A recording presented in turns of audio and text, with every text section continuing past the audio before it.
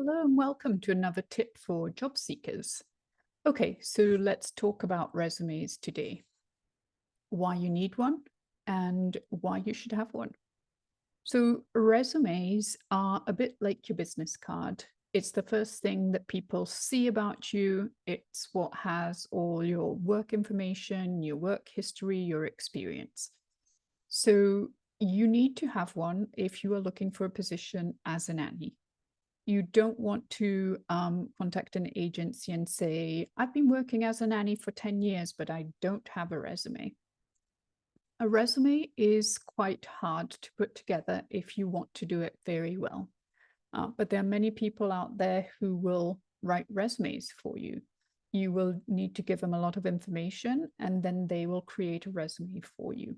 You can, however, craft one yourself. It might not be perfect, but that's okay. You need to start somewhere. Resumes will have your contact details. You only really want to put your email address and your name, your location, and then you want to list the jobs that you have had in the past. Please make sure you only list jobs that you have had since the age of 18 and that were legally paid, and you can verify with references. If you can't verify them with references, they weren't legally paid. Unfortunately, that does not work. So you would list your experience, again, from the age of 18 upwards. You would list your education. You would list your qualifications if you have any outside of traditional education. So for example, maybe you have first aid and CPR. You should have first aid and CPR. Maybe you speak another language. You want to make sure that information is in there. And then you keep it nice and tidy and easily formatted. It could be a Word document. It can be a PDF. You don't want to make it too fancy. I suggest that you include a headshot of yourself. It doesn't need to be a professional headshot. It just needs to be a clear headshot with you smiling and a clear background behind you.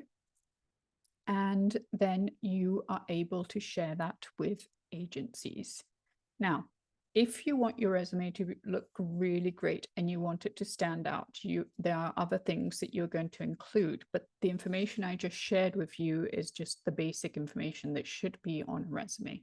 So you want to make sure that you have one and that you keep it up to date and that there are no mistakes in it, that you have checked your spelling, you have made sure that somebody else has had a look at it to make sure there are no spelling mistakes in it. You don't lie on your resume, you tell the truth. You want to make sure that you include the dates of when you worked as a nanny for X family. You want to put the month and the year you started and the month and the year you ended. You want to include the ages of the children when you started, and you want to list the duties that you had. Now, you don't want it to be like a shopping list. You want it to be descriptive so that it shows that what you were doing was something professional and that you actually were doing these things to have an impact, a positive impact on the child or the family. So that is my tip for today. Make sure you have a resume. It's going to be very helpful for you to have one. If you have questions about resumes or want to know more about resumes, you can email me. I hold regular resume workshops, and you're more than welcome to join one of them. So comment below, subscribe, like, share, and hopefully you will join the conversation on tips and tricks for job seekers. Bye for now.